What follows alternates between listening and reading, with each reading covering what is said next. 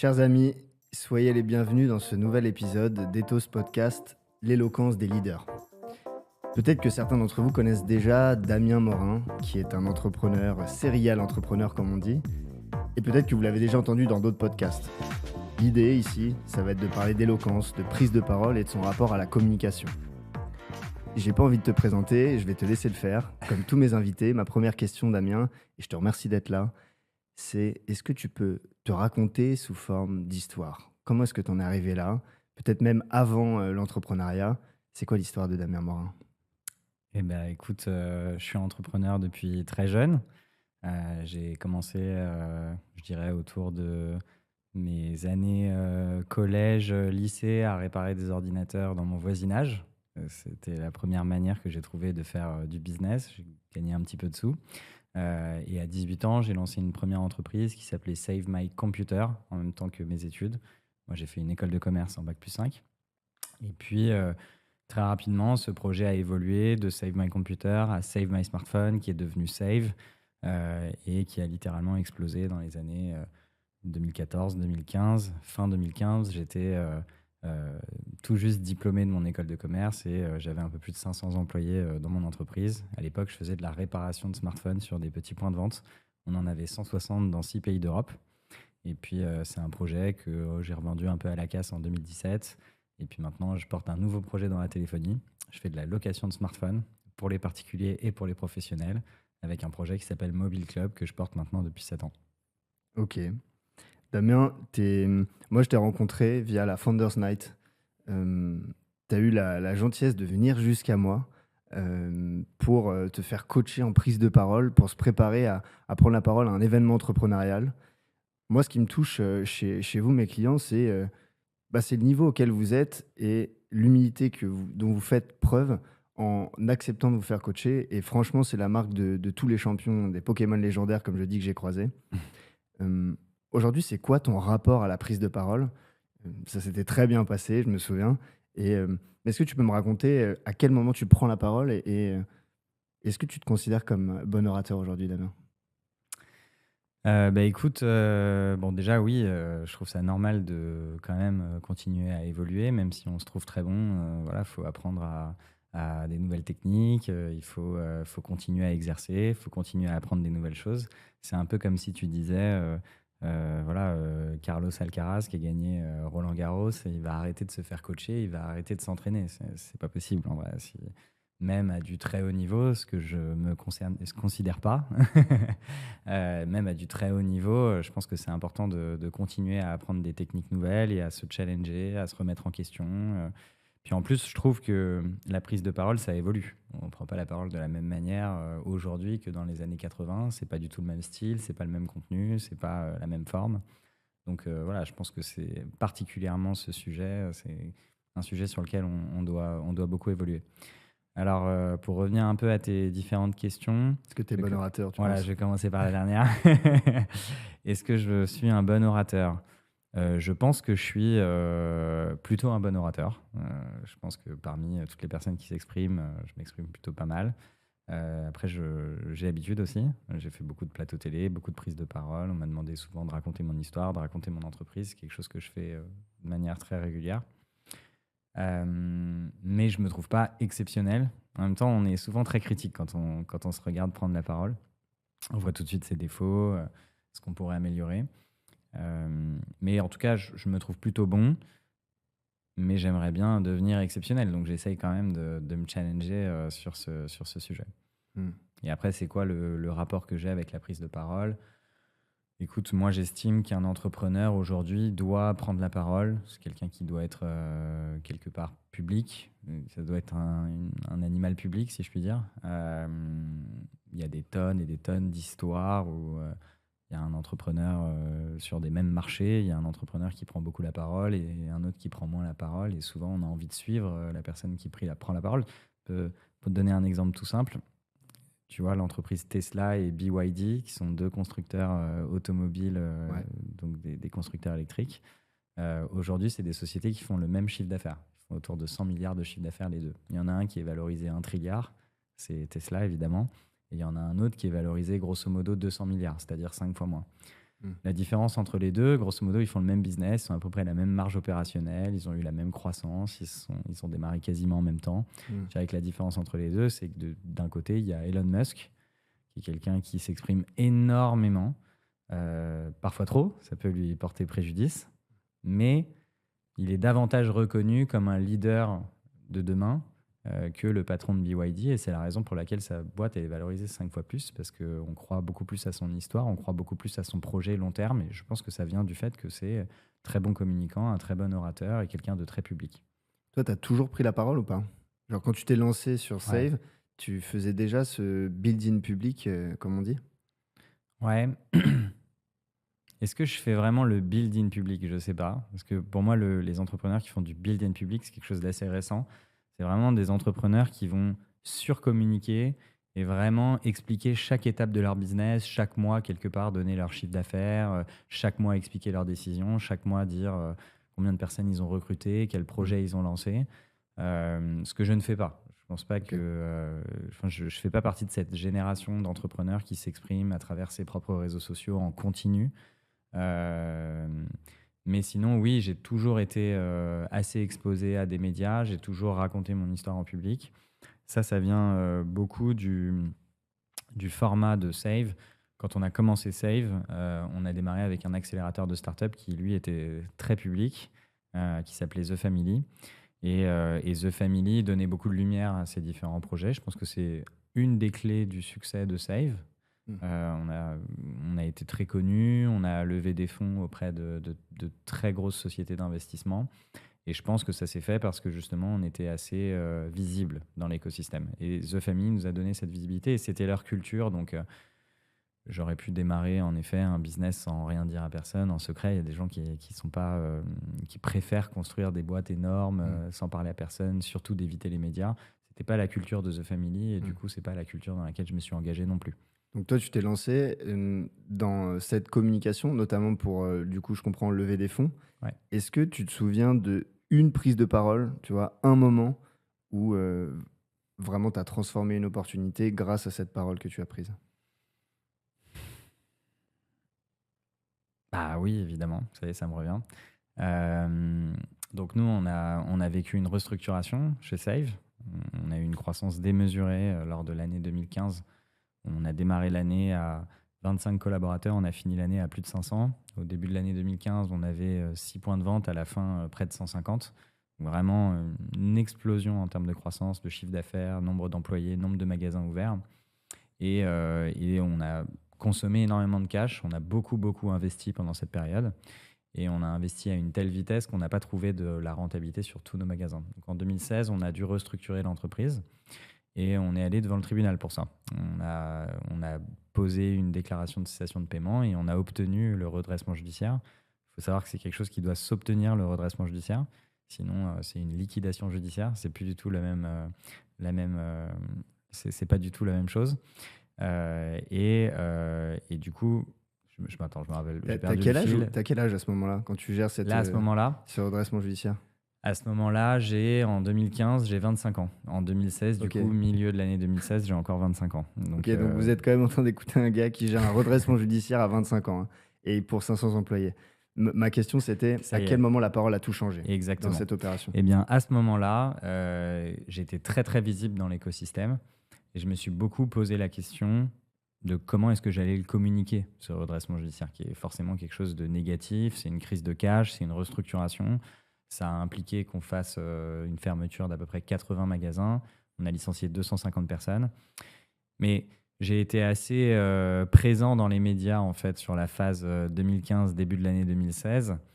Et je ne pouvais pas passer mon temps dans les médias à raconter notre redressement judiciaire. Il fallait que je travaille, il fallait que je sois le leader de ce projet aussi de restructuration et voilà, que ma présence soit très forte dans l'entreprise. Et donc, j'ai décidé de faire un blog post pour raconter l'histoire et surtout pour éviter que les médias racontent des mauvais messages. Ok. Et donc j'avais un blog qui était assez actif à cette période-là. Et donc, j'ai fait un blog post pour raconter notre redressement judiciaire et il a été lu près de 400 000 fois. Je dirais que ça a contribué au fait que la marque ne disparaisse pas. Moi, j'ai plutôt parlé d'un combat, je n'ai pas parlé d'un arrêt de l'entreprise. C'est vrai qu'en France, quand on lit redressement judiciaire, dans la tête des gens, l'entreprise s'arrête, c'est terminé, ça y est, elle va au tapis, etc. etc. Ouais, Ce c'est n'est pas chaud. notre cas, puisqu'aujourd'hui, l'entreprise existe toujours et il y a toujours plus de 500 personnes qui travaillent dans cette boîte aujourd'hui, et qu'on l'a revendue début 2017, 17 millions d'euros. Et donc, à ce moment-là, moi, le message que je voulais faire passer, c'était que on avait une restructuration en cours et ça a très, très bien fonctionné grâce à ce blog post. Tu as réussi à créer de la confiance en interne grâce à cette communication? Ça a aidé. Après, en interne, c'est encore d'autres sujets, puisqu'on a grosso modo licencié la moitié de nos effectifs à cette période-là. Donc, c'était vraiment une période qui était difficile à gérer d'un point de vue social dans l'entreprise.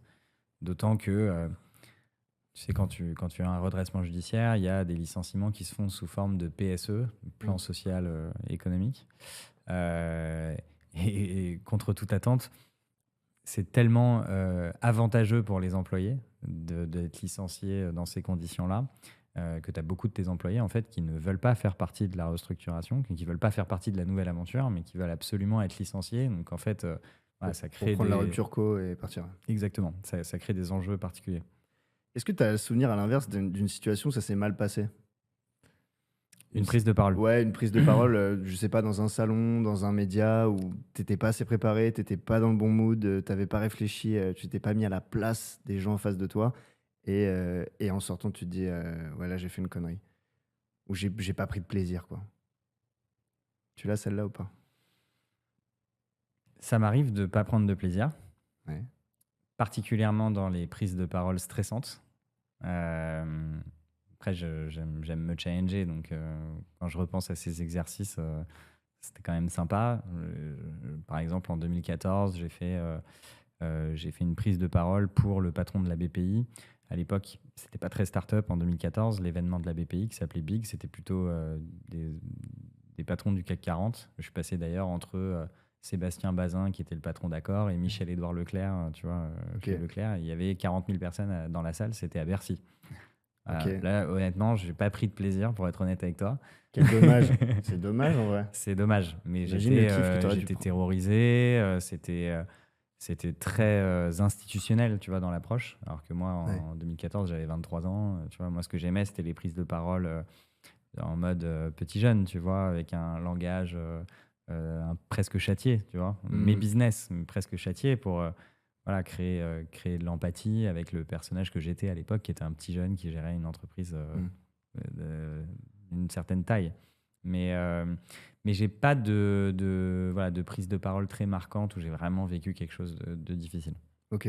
Dans ta culture, dans la culture des entreprises que tu as créées, Save et maintenant Mobile Club, quelle est la place que prend ta parole justement pour fédérer, pour rassembler tous ces gens? Tu m'avais parlé une fois que tu faisais des kick-offs réguliers, tu m'avais expliqué la manière dont tu manageais directement avec les chefs des équipes, etc. Quelle est la place de ta parole dans la construction d'une culture et d'une confiance pour tes entreprises? Ouais. Je pense que c'est très important de beaucoup communiquer en interne. Autant il y a un parti pris sur la communication externe. C'est pas forcément obligatoire d'être très très présent dans les médias pour construire des grandes choses. Par contre, en interne, il faut communiquer, il faut être capable de projeter de la direction et de la vision à ses collaborateurs. Et surtout, je pense que c'est très important de leur donner de la clarté.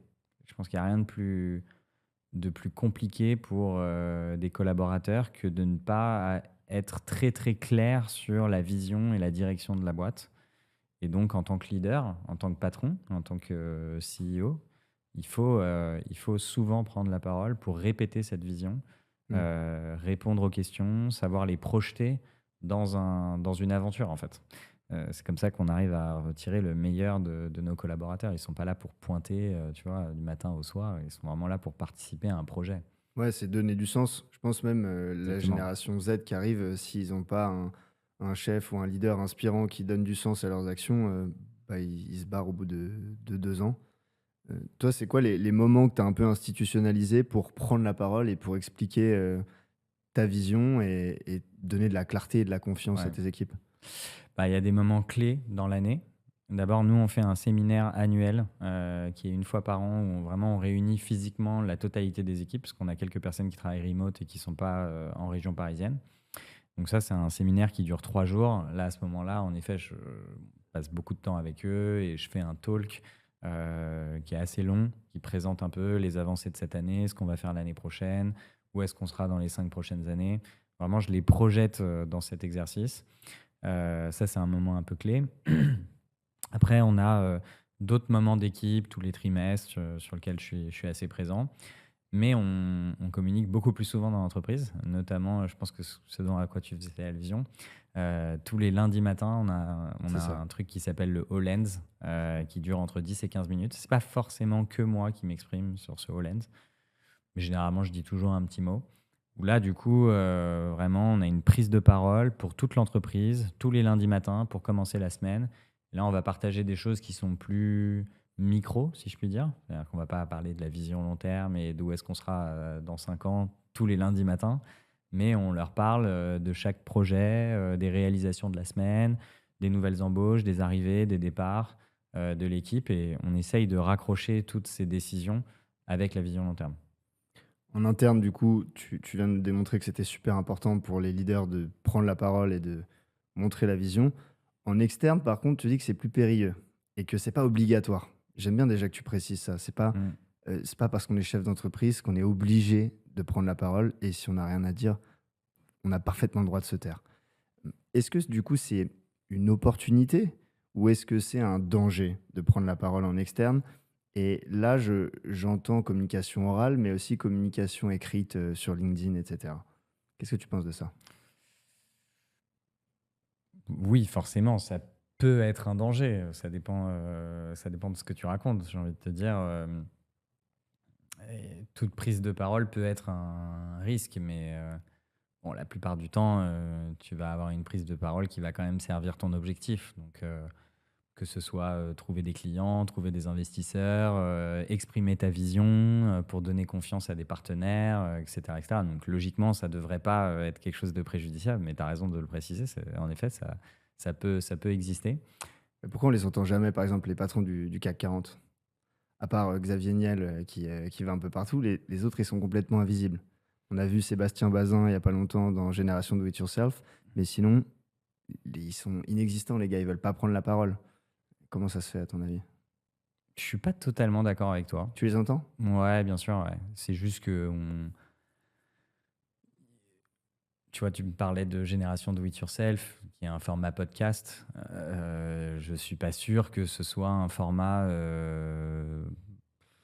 très intéressant pour un patron du CAC 40. Ça devrait, peut-être. Mais est-ce que les gens ont vraiment envie d'entendre un patron du CAC 40? Je Pour la sais marque pas. employeur, pour la culture d'entreprise, etc. Je trouve qu'il y a quelque chose d'intéressant pour s'inscrire dans l'écosystème et dire bah, moi aussi je fais partie de ce truc, même si Ouais, t'as raison. je suis une grosse baleine, c'est intéressant. Mais c'est des nouveaux modes de communication. Donc Ouais. voilà, je pense que tu as raison. Beaucoup de grands patrons n'ont pas encore pris le pas sur ces modes de Mm. communication. Toi, tu le fais en tout cas. Moi, je le Et- fais, ouais. Parce ouais. que d'abord, la majorité des patrons du CAC 40 ne sont pas des entrepreneurs. Je C'est pense vrai. qu'aujourd'hui, on préfère une histoire d'un entrepreneur plutôt que l'histoire d'un grand patron du CAC 40. Peut-être Mm. à tort, hein. Mais dans l'histoire de l'entrepreneur, il y a un petit côté de c'est possible. C'est le mythe du héros, quoi. Exactement. Mm. Il en est arrivé là. Ouais. Ce que tu as un peu moins sur des patrons du CAC 40 qui ont gravi des échelons petit à petit et puis qui n'ont pas eu peut-être de moves stratégiques personnels, tu vois, qui ont impacté Mm. autant leur entreprise. Tu vois, c'est des gens qui sont, ouais, c'est des gros managers qui sont adaptés à de la direction générale de grandes entreprises. Donc, c'est pas forcément le genre de récit qu'on a envie d'entendre, mais à tort. Et tu as raison, moi, je dis souvent que je trouve ça dommage que sur LinkedIn, on trouve voilà, que des infopreneurs, beaucoup de petits entrepreneurs qui ont certes des choses à dire, mais par rapport à des grands patrons, beaucoup moins de choses à dire. Et je trouve ça dommage que LinkedIn soit une plateforme où il y a un rayonnement d'utilisateurs qui tourne toujours autour ouais, de petites histoires entrepreneuriales, trouve que le contenu est un peu pauvre. Voilà. Ah Ça ouais? devrait être un peu plus business et on devrait avoir plus de prise de parole, en effet, de grands patrons. Je suis d'accord. En tout cas, en faire une espèce d'université ouverte. Ouais. J'aime bien le nouveau format que tu as sorti là avec les vidéos et je voudrais que tu me dises avec qui tu bosses. Mais Ouais. tu vois, c'est un truc un peu généreux de partage. Mm. Euh, je me suis cassé la gueule sur X, Y, Z fois. Voilà un petit peu le guide pour éviter de faire les mêmes conneries. Ouais. Euh, voilà ce que je vous conseille en grand frère, tu vois. Ouais, bien Et, sûr. et je pense que typiquement, les patrons du CAC 40 pourraient aussi se positionner comme ça parce qu'ils ont une expérience et je pense que c'est des acteurs de la société civile. À quel moment est-ce que c'est intéressant? Non, déjà, pourquoi toi tu le fais? Pourquoi est-ce que tu sors ces capsules-là où tu expliques que tu es Damien Ouais. Morin et que tu donnes des conseils? Mais déjà, ces capsules, elles répondent quand même à une problématique que j'ai sur ma communication, c'est que je trouve que les plateformes qu'on peut utiliser aujourd'hui pour communiquer, dont LinkedIn comme principale plateforme, évidemment, c'est le plus gros réseau social professionnel, donc c'est indispensable. Je trouve que le contenu est très très pauvre, mais il est très très pauvre parce que le format est pauvre. C'est-à-dire qu'aujourd'hui, un post LinkedIn qui buzz, c'est une photo 10 lignes. Est-ce qu'on a vraiment le temps d'exprimer des idées? Est-ce qu'on a vraiment le temps de faire passer des messages, de faire Ouais, la euh, pensée complexe, elle n'existe pas. bah ouais, voilà. Donc, moi, je trouve que quand on est un grand patron voilà, qui doit donner un avis sur un marché, etc., est-ce que vraiment un post LinkedIn en 10 lignes et une photo, c'est vraiment le bon type de contenu? C'est pas sûr. Ok. C'est pour ça que d'ailleurs, ces grands patrons, tu vas les retrouver faire des tribunes dans des très grands médias, Figaro, etc. Alors oui, du coup, peut-être que ça aura moins d'impact, mais au moins, c'est un format adapté à faire passer les idées qu'ils ont besoin de faire passer pour leur business et pour leur personal branding. Et sur LinkedIn, malheureusement, LinkedIn a balayé tous les autres médias qui existaient. Donc à l'époque, il y avait beaucoup de... Alors ça existe toujours, la newsletter professionnelle, mais bon, c'est quand même beaucoup plus pauvre qu'avant, moi je trouve. Avant, il y avait beaucoup de blog posts, ça existe quasiment plus. Et donc aujourd'hui, on est sur LinkedIn à faire des petits posts. Et donc, pour revenir sur les vidéos, vu que j'arrive pas à m'exprimer en 10 lignes et une photo, et bah, du coup, j'ai décidé de faire de la vidéo un peu longue, 2 minutes, 3 minutes, qui permet justement de faire passer davantage d'idées, de concepts que le post. Euh, et j'ai créé ces capsules pour pouvoir c'est un peu pompeux de dire ça, mais c'est ce que je pense vraiment, c'est pour essayer de rehausser un peu le niveau de contenu que moi je trouve sur LinkedIn, où c'est, voilà, j'ai fait 100 000 euros de chiffre d'affaires en 2 ans Hmm. en faisant ci, ça, commente tool pour avoir la stack d'outils que je vais utiliser, Ouais, que c'est j'ai relou. utilisé. Ouais, c'est chiant. Donc du coup, tu as tout le monde qui se met à commenter, le post il buzz, il fait des 10 000 likes, et en fait c'est nul, c'est super pauvre. Hmm. Donc moi, j'aimerais bien que LinkedIn pousse d'autres types de contenus, dont la vidéo. Ça a commencé, mais voilà, là, l'algo, il les sanctionne un peu plus, donc c'est pas idéal, mais je crois beaucoup à la vidéo pour faire passer des concepts voilà, plus enrichis. Hmm. Est-ce que tu as autour de toi des gens qui sont bons orateurs, des associés, des collègues ou des amis? Et si oui, quelles sont leurs qualités à ton avis?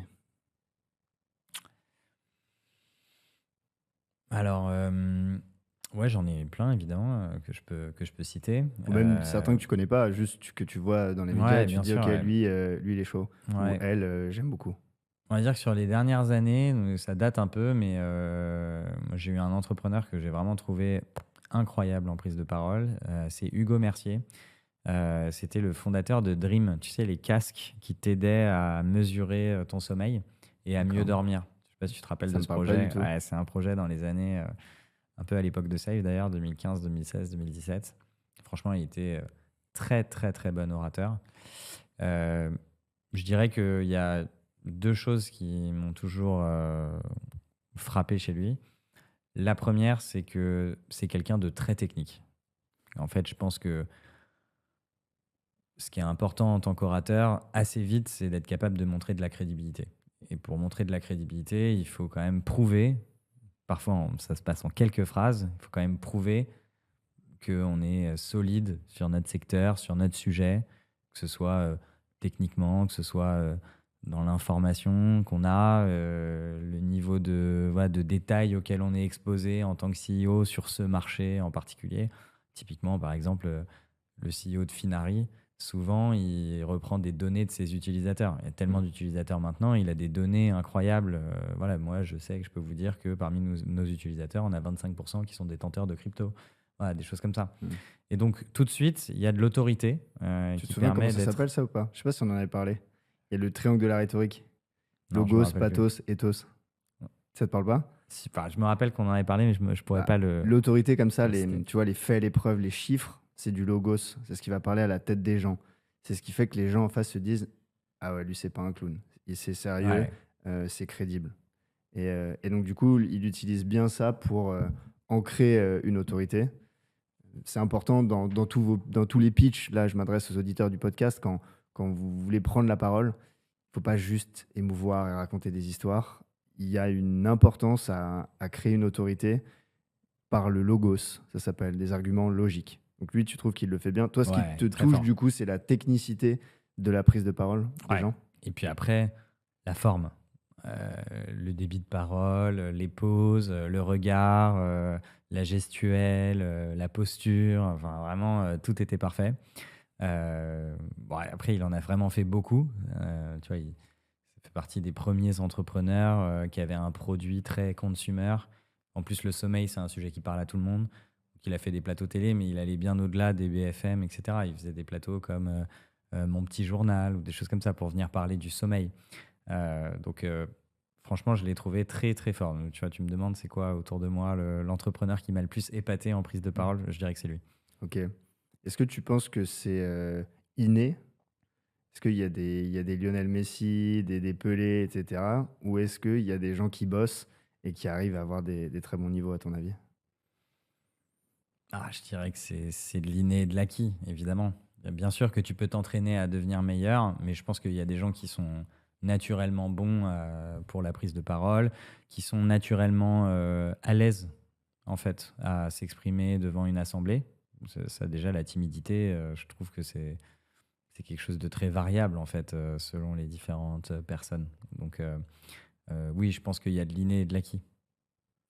On dit qu'il y a trois étapes, trois étages de la fusée. La première, c'est la naissance. Évidemment, si tu nais grand, avec les yeux bleus, beau gosse, grosse voix, euh, et que tu es extraverti et que c'est très facile de te mettre en relation avec les gens, dans la vie, peut-être que tu pars bien. Ensuite, il y a la socialisation. Si tu as des parents qui sont avocats, médecins, ministres ou ce que tu veux, et qu'il n'y a que des livres partout autour de toi, chez toi, et qu'on te demande ton avis à table pour débattre, bah, tu auras nécessairement un petit peu plus de mots dans ton carquois qu'un enfant dont les parents ne parlent pas forcément français, et la télé est tout le temps allumée, et on ne Évidemment, leur ouais. pose pas leur avis. Et après, la troisième étape, c'est le travail. Et je te promets que si je pensais que c'était inné, je ne serais pas là de parler, je serais en train de faire d'autres trucs de ma vie. J'ai vu des gens euh, extrêmement timides, ou alors des techniciens, tu vois, des ingénieurs, des chercheurs, avoir un rapport à l'autre qui n'est pas aussi facile que toi et moi, qui rencontrons des gens tous les jours et qui avons probablement grandi dans des bandes, etc. J'ai vu des gens se transformer dans leur rapport à l'autre. Et pour moi, ce qui fait l'éloquence, c'est plus tellement le fond, la forme, les silences, la gestuelle, etc. C'est la qualité de présence à l'autre, le niveau d'écoute que tu as pour la personne qui se trouve en face de toi. Mm. Et ça marche en one-to-one comme en C'est ce que j'allais one-to-many, hein. dire. Ça va bien au-delà de la prise de parole, en Ça va fait. bien au-delà. C'est à quel point les gens qui sont en face de toi comptent pour toi. Même s'ils sont 10 000, à quel point chacune et chacun se sent concerné par ce que tu dis et se sent écouté alors même que c'est toi qui parles depuis 15 minutes. Ouais. J'ai vu tellement de... Tu sais, j'ai fait du droit et tout, j'ai vu tellement d'avocats, de dirigeants qui sont venus faire des tables rondes à la fac. Big up à Sergi au passage. euh, qui parlaient à personne. Ils venaient parler entre eux. euh, et à la fin, en fait, il n'y avait que l'éthos prédiscursif, donc leur réputation qui faisait « Oh, trop bien, j'ai vu X, Y ». Mais à la fin de la conférence, on retenait que dalle parce qu'ils n'étaient pas venus pour nous parler. Ils Ouais. étaient venus pour faire des effets de manche. Voilà. Ouais. Euh, Ça m'étonne donc, pas. Qu'est-ce que tu allais dire?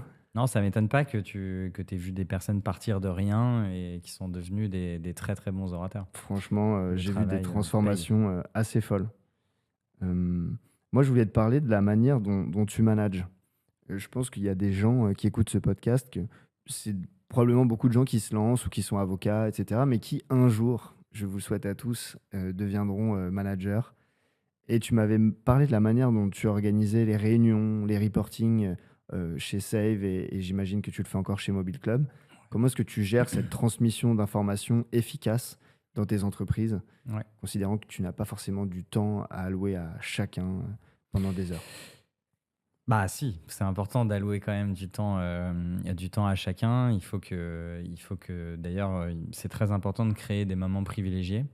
Mais j'essaye de créer des moments privilégiés pour discuter d'autres choses, que, simplement des projets, mais plutôt pour discuter de la relation managériale, pour discuter de la personne, de comment il se sent dans la boîte, de quoi il a besoin pour pouvoir exécuter ses projets certes, mais voilà, j'essaye de créer d'autres moments pour pouvoir, parler de vraiment du travail, exécutif, si je puis dire.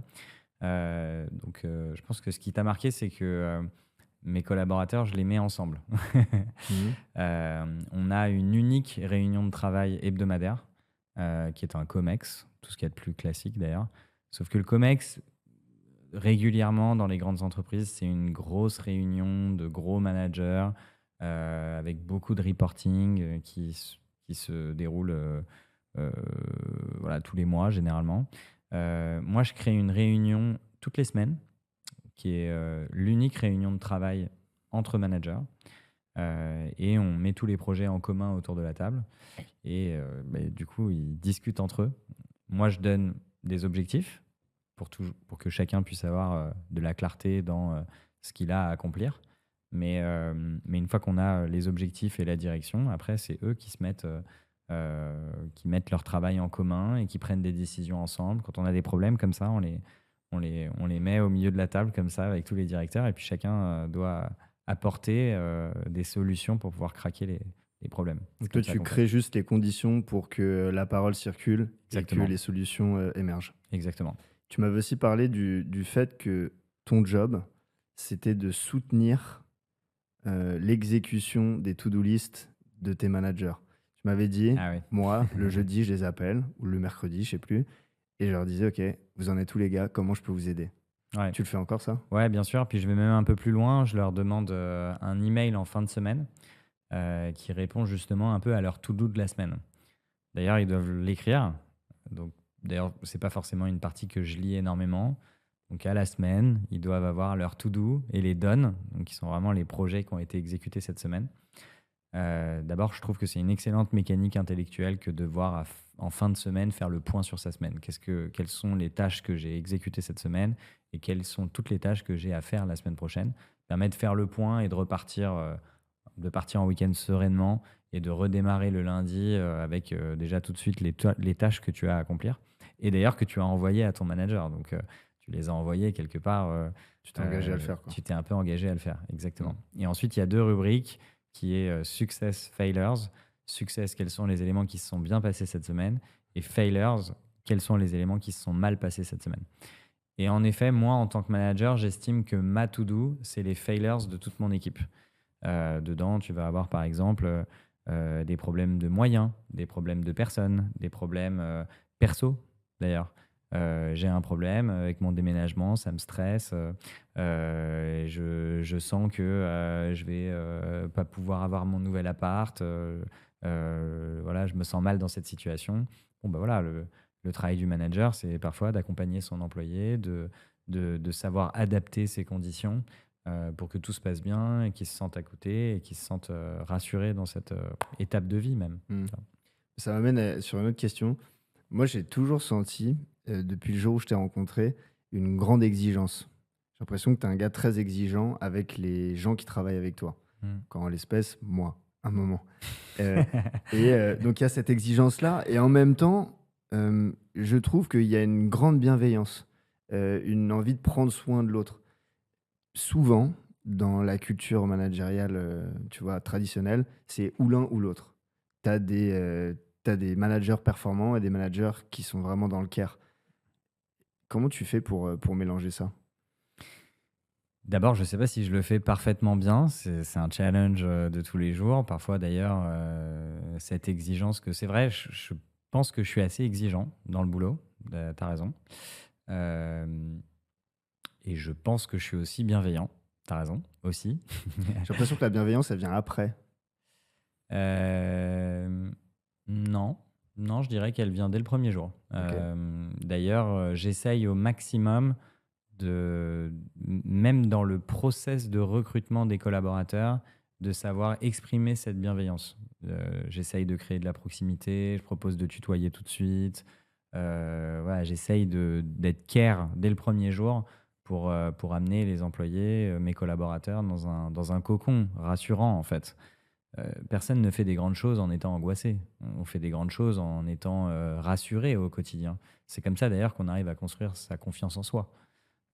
Sinon, si tu as peur de ton manager, tu n'es pas dans une bonne position pour prendre de bonnes décisions. Moi, je me suis barré des cabinets d'avocats parce que j'arrivais pas à trouver cette confiance. Bah J'avais ouais, l'impression d'être saqué en permanence et je me suis dit, jamais personne pourra me donner la confiance dont j'ai besoin, il faut que j'aille la chercher tout seul. ouais. Pour arriver je pense que pour arriver à être à la fois exigeant et bienveillant, il faut arriver à construire beaucoup de transparence. Alors qu'il faut vraiment que la personne soit rassurée. C'est-à-dire quelque part, tu vois, si tu dois faire un retour potentiellement négatif, il faut que ce soit fait avec aussi des retours positifs, et avec une transparence totale de A à Z. C'est-à-dire que tu dis quand ça se passe bien, il faut aussi dire quand ça se passe mal. Mais quand ça se passe mal, quand tu le dis, tu parles aussi de tout ce qui se passe bien. Et en fait, du coup, si tu es dans la surcommunication comme ça au quotidien, c'est un peu comme dans ton couple, en fait. C'est possible de faire des retours négatifs à son conjoint ou à sa conjointe. Mm. Mais bon, quelque part, quand elle prend le retour négatif, elle sait que dans le fond, tout se passe bien. Et parce que du coup, tu es capable de souvent communiquer et Il y a d'amener un beaucoup lien, de quoi. transparence dans la relation. Il y a un Exactement. lien de confiance qui permet Moi, en de tout tout cas, je dire. suis comme ça dans le boulot, c'est que je dis tout. Donc, je dis quand ça se passe bien, je dis quand ça se passe pas bien. Et ça crée une espèce de confiance naturelle qui fait que bon, ça devient plus facile d'encaisser une exigence. Mm. Petite question rapide et après on va arriver à la fin du podcast. Est-ce qu'on peut être ami avec ses employés? Je t'ai vu tellement proche de certains managers de Mobile Club euh, que je me suis dit que tu devais être pote avec eux. Est-ce que c'est dangereux d'être ami avec ses employés ou est-ce que c'est envisageable? Alors non, moi je trouve que c'est une très très bonne chose d'être ami en entreprise. D'ailleurs, chez Save, j'ai travaillé avec beaucoup de mes potes. Mais vraiment, c'est-à-dire que bon, après j'ai démarré la boîte, j'avais 23 ans, donc j'ai commencé à recruter des gens autour de moi qui étaient concrètement des gens qui étaient dans l'école de commerce avec moi.